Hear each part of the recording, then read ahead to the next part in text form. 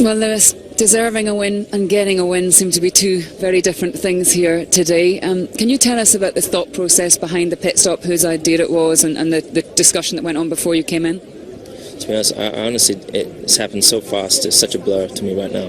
I don't know what the hell happened, but collectively it didn't go well. And I know that it's not only tough on me, but also on my guys. Was it a team decision? Yeah, we win and we lose together. We make decisions together. So, in terms of how you're feeling, is it more than just the 25 points that you would have got for the victory and what that means for the championship, but also is it more about the prestige of winning a Monaco Grand Prix? To be honest, this weekend I never even thought about points. You know, this has been a race that I wanted to win for a long, long time. Obviously, I won in 2008, but this is the first race that I really dominated and bettered myself this weekend, and to be putting away a second lap or whatever it was to my teammate at ease, you know, that was really comforting for me. And you know, as I was in the lead of the race, I was thinking about Senna when he was miles ahead, and you know, he's the driver that inspired me. And I remember he crashed when he was in the lead, so my thought was just, keep it going, don't make any mistakes, keep on the rhythm. And in my heart, I honestly believe that I'd done everything I needed to, but these things happen. And you spoke a lot about last year, about one of the areas in which you personally have grown is the way that you bounce back in adversity. Do you think it's going to be tough, though, from this one? I don't think it'll be hard to bounce back, but, you know, naturally the next 48 hours is going to be tough.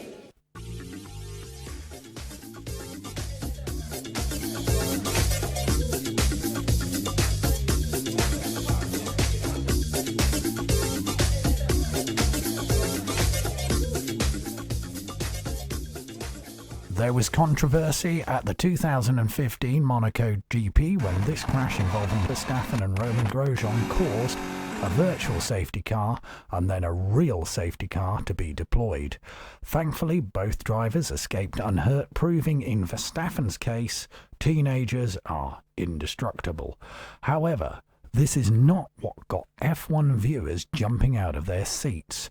It was this pit stop by Mercedes that cost Lewis Hamilton victory.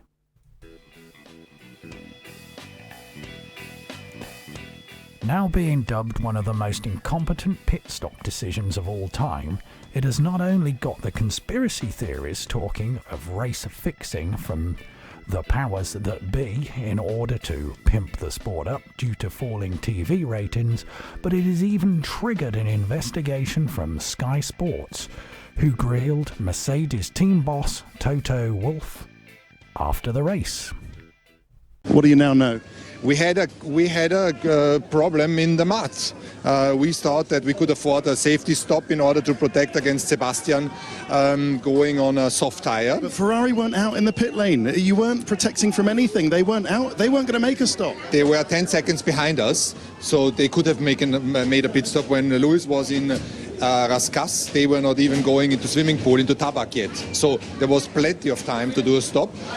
In the end of the day, there is no excuse because we got the math wrong. The calculation, which was giving us the gap, was giving us a bigger gap than we actually had. Full stop.